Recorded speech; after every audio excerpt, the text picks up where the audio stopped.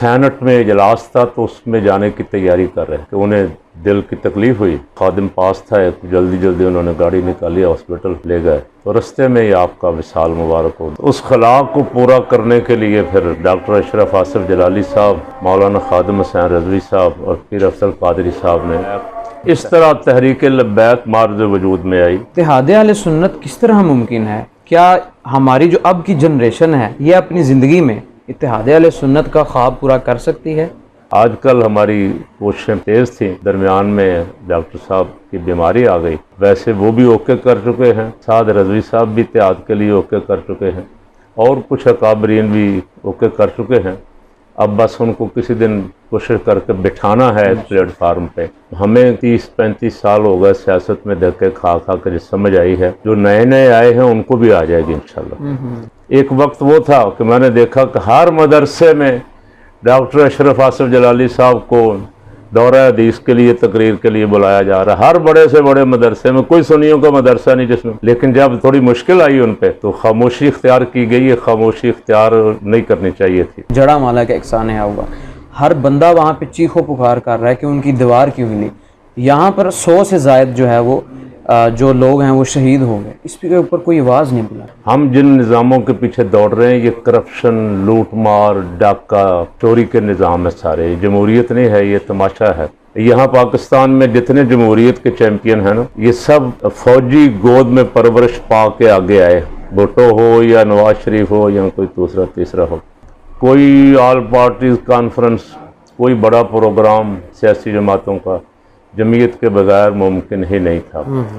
मौलाना खादिम हुसैन साहब भी एक कारकुन के तौर पे जमीयत उलमाए पाकिस्तान के साथ रहे। गिरफ्तारी पहले भी कई दफ़ा हुई, तो ये गिरफ्तारियाँ तो हमारे लिए एजाज़ है।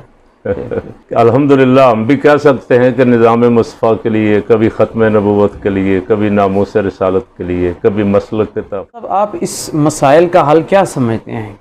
वो चाहे ये पाकिस्तान के जो मसाइल चल रहे हैं, महंगाई हो या दीगर ये इस तरह की दहशत गर्दियाँ हो, क्योंकि आपका एक बड़ा माजी रहा है, सियासी का एक बड़ा एक किरदार रहा, आप इसमें क्या हल क्या समझते हैं इन सारे मसाइल का? तो इस सारे का हल मैंने एक शेर में लिखा हुआ है, नाज शरीफ लिखी थी, उसमें एक शेर था, हमारी जितनी भी बीमारियां हैं इलाज इनका निज़ाम मुस्तफ़ा सल्लल्लाहु अलैहि वसल्लम। हम जिन निज़ामों के पीछे दौड़ रहे हैं, ये करप्शन, लूट मार, डाका, चोरी के निज़ाम है सारे। जमहूरियत नहीं है, ये तमाशा है। जमहूरियत, इसमें जब तक हजूर का निज़ाम नहीं आएगा ये बीमारियां ख़त्म नहीं होंगी। ये निज़ाम किस तरह, चूँकि हम तो काफ़ी देर से सुनते आ रहे हैं निज़ाम मुस्तफ़ा, लेकिन अभी तक इसके कोई असरात नहीं नज़र। सबसे बड़े ज़िम्मेदार हम सुन्नी हैं। दूसरे जमातें अपने अपने प्लेटफार्म पे जो जितने जोगी हैं वो उससे ज़्यादा करती, और हमारे जितने हैं ये बिरयानी के पीछे दौड़ रहे होते। नून लीग में भी सुन्नी, काफ लीग में भी सुन्नी, पीपल पार्टी में भी सुन्नी, पीटीआई में भी सुन्नी।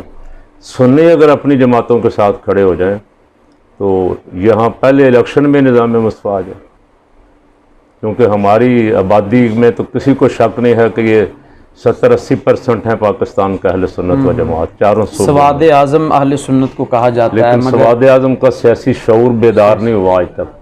सवाद आज़म बदकिस्मती से दौड़ते हैं किसी लैंड क्रूज़र के पीछे, किसी पैसे वाले के पीछे। मौलवी साहब को कहते हैं यार मौलवी बेचारे ने की करना, ये इलेक्शन लड़ के क्या। अल्लामा साहब, इसमें हमने आपकी बड़ी मेहनत देखी, इत्तेहाद अहले सुन्नत पर आपके हमने यूट्यूब पर मुख्तलिफ क्लिप्स देखे, आपकी जो है वो मुख्तलिफ मीटिंग्स देखी।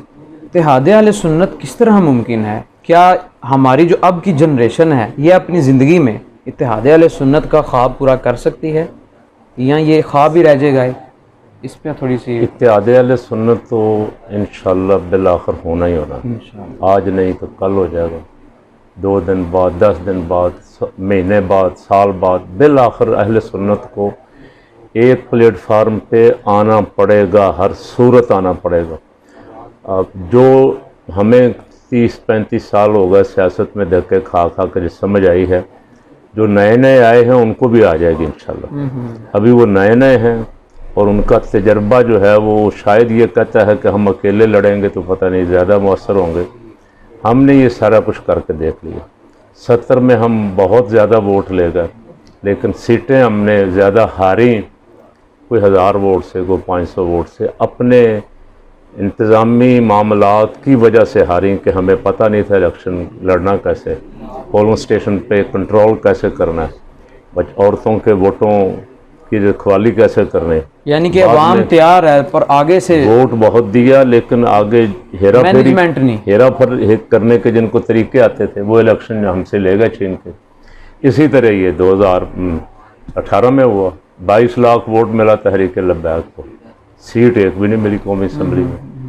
मेरा मौक़िफ़ अब आजकल ये है कि ये निज़ाम जो है, ये सिस्टम इलेक्शन का, ये नाइंसाफ़ी पे मबनी, जालसाजी पे मबनी।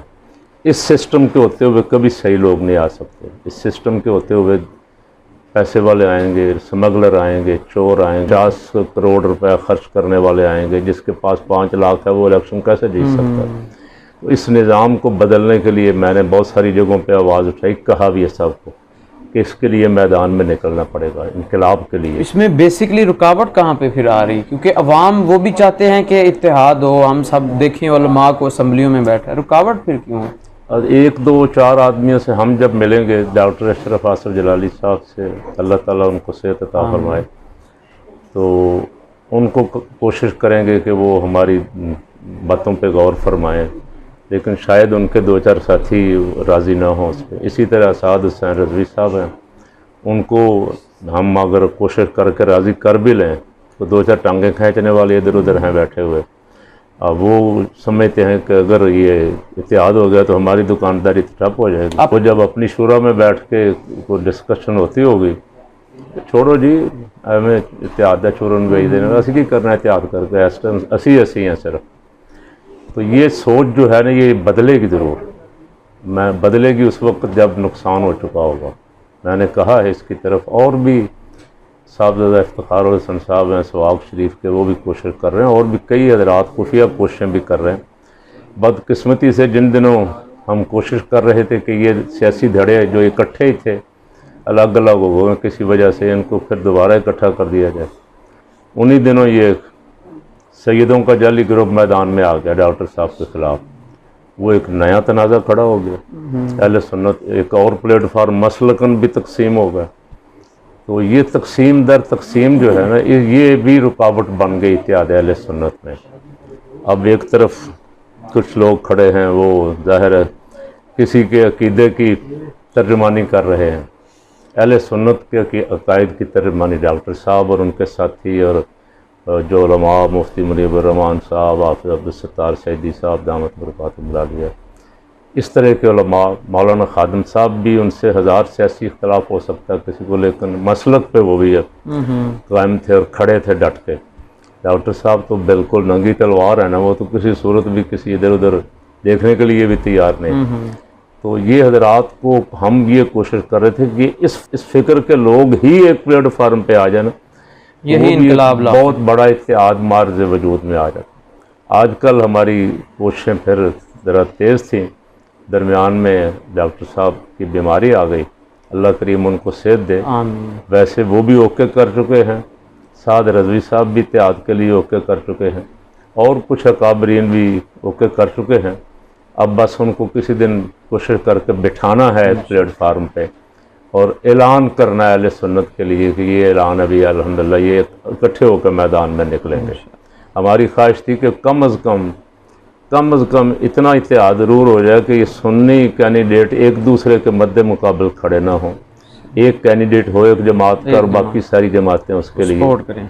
हाँ, इस पे तो अल्हम्दुलिल्लाह तकरीबन मैंने हर जगह आमाद। अल्लामा साहब, हम अपना आखिरी सवाल आपसे करते हैं, हम आपका ज़्यादा वक्त नहीं लेना चाहते, आपकी मसरूफियात हैं, कि हमने देखा कि अहले सुन्नत पर तकरीबन 2-3 साल पहले एक मुश्किल वक्त आया। उसके लिए अगर कोई मजबूत आवाज़, ये मैं अपना एनालिसिस जो है वो इससे कोई इख्तलाफ भी कर सकता है, उसमें जो एक मजबूत आवाज़ सामने आई वो आपकी थी। हालांकि उसके अलावा और सी बहुत से उलमा इकराम हैं जो नामवर हैं, जो मुतनाज़ा भी नहीं है, यानी कि जिनकी अथॉरिटी भी है, मगर आप ही मैदान में है। इसकी क्या वजह? और आप पे बहुत सारे इतराज़ात भी हुए, यही मामले को आप लेकर चले, आपकी गिरफ़्तारी भी हुई, आप पे पर्चा भी हुआ, इसमें आप ही क्यों आए सामने? मेरा मौक़िफ़ ये है कि जो भी उलमाए हक हैं, अपने मसलक के लिए, अपने नज़रिए के लिए, दीन के लिए खड़े हैं, उन पे अगर कोई मुश्किल वक्त आता है तो सब उलमा को उनका साथ देना चाहिए, खा वो उनकी तंजीम के हैं, उनकी जमात के हैं या नहीं हैं। अगर कोई बंदा लड़ रहा है हमारे दीन के लिए, उस पर अगर कोई मुसीबत आ जाए तो हम उसे अकेला छोड़ दें, जाओ भी तुम तुम्हारा तो ताल्लुक ही को नहीं। जब वो ठीक हो, मामला तो उसके सेट हो, तो हर बंदा, एक वक्त वो था कि मैंने देखा कि हर मदरसे में डॉक्टर अशरफ आसिफ जलाली साहब को दौरा हदीस के लिए, तकरीर के लिए बुलाया जा रहा है। हर बड़े से बड़े मदरसे में, कोई सुन्नियों का मदरसा नहीं जिसमें, लेकिन जब थोड़ी मुश्किल आई उन पर तो खामोशी इख्तियार की गई। ये खामोशी इख्तियार नहीं करनी चाहिए थी। उलमाए हक़ को मैदान में आना चाहिए। इस तरह अगर हम अपने साथियों को, अपने उलमा को तन्हा छोड़ दें, दुश्मन के रहमो करम पे छोड़ दें। अब मुझे दो चीज़ों पे गुस्सा आया था असल में। एक दिन अभी डॉक्टर साहब की गिरफ़्तारी हुई नहीं थी, एक मकतब फ़िक्र के उलमा ने मीटिंग, प्रेस कॉन्फ्रेंस करके 20-22 मौलवी बिठा, ज़ाकिरीन बिठा के धमकी दी कि अगर उनको गिरफ़्तार ना किया गया, फोर्स शेड्यूल में ना डाला गया, तो हम जाके इदारे को, सिरात मुस्तकीम को जला देंगे, हम रात खुद ही हमला कर दें। तो फिर हमने यहाँ प्रेस कॉन्फ्रेंस की, 2-3 उलमाए किराम, हाफ़िज़ मौलाना हाफ़िज़ नसीर अहमद नूरानी साहब और मुफ्ती तसद्दुक़ साहब मेरे साथ। हमने कहा अगर अपने अब्बे के हो तो फिर आओ जलाओ चल के, हम मरे नहीं हैं, अभी ज़िंदा हैं। उसके बाद फिर कुछ हालात चेंज हुए एकदम, इंतज़ामिया भी मैदान में आई, उनको फ़िक्र लगी कि काम ख़राब ना हो जाए। तो काम जिन्होंने ख़राब किया था उनके ख़िलाफ़ एक्शन होना चाहिए था, जिन्होंने धमकियाँ दी थी। जब आप पर्चा करवा चुके हैं तो फिर इस तरह की धमकियाँ देने का क्या ताल्लुक़, क्या तुक नहीं बनता कि आप धमकियाँ भी दें बराह रास्त। और तो फिर अगर कोई हमें धमकियाँ दे के, हमें डरा के, हमें धमका के कोई चाहे कि भाई इनको अपनी मर्ज़ी से हम जो चाहें करवाएं, तो ऐसे इससे तो फिर मर जाना है, बेहतर है चुप रहने से। सुन्नियों को बोलना चाहिए, जो बंदा हक़ के लिए, उनके मसलक के लिए खड़ा है, उसके साथ मैदान में निकलना चाहिए। अगर ये चीज़ आ जाए तो अल्हम्दुलिल्लाह बहुत सारी कमियां, कमज़ोरियां दूर हो जाए। आपकी इसमें गिरफ़्तारी भी हुई, बहुत कुर्बानियाँ आपने दी इसमें। मद्देनज़र यही था कि अगर मसलक पर मुश्किल वक्त आया है तो उसको जो है पीछे नहीं रहना चाहिए, बल्कि गिरफ़्तारी पहले भी कई दफ़ा हुई, तो ये गिरफ़्तारियाँ तो हमारे लिए एजाज़ है। अल्हम्दुलिल्लाह हम भी कह सकते हैं कि निज़ाम मुस्तफ़ा के लिए, कभी ख़त्म नबूवत के लिए, कभी नामूस रिसालत के लिए, कभी मसलक के तहफ़्फ़ुज़ के लिए हम खटकते हैं दुश्मन की आंख में। अल्हम्दुलिल्लाह बस ये बड़ा एजाज़ है। गिरफ़्तारियाँ तो जवानों की, मर्दों की होती हैं। बहुत शुक्रिया, दुआ फरमा दें। अल्लाह ताला अहले सुन्नत को मुत्तहिद फरमाए, पाकिस्तान को निज़ाम मुस्तफ़ा सल्लल्लाहु अलैहि वसल्लम नसीब फरमाए। डॉक्टर मोहम्मद अशरफ आसिफ जलाली साहब को सेहत कामिला अता फरमाए। आपके और दीगर जितने भी चैनल दीन की खिदमत कर रहे हैं, अल्लाह ताला उनको कामयाबियाँ अता फरमाए।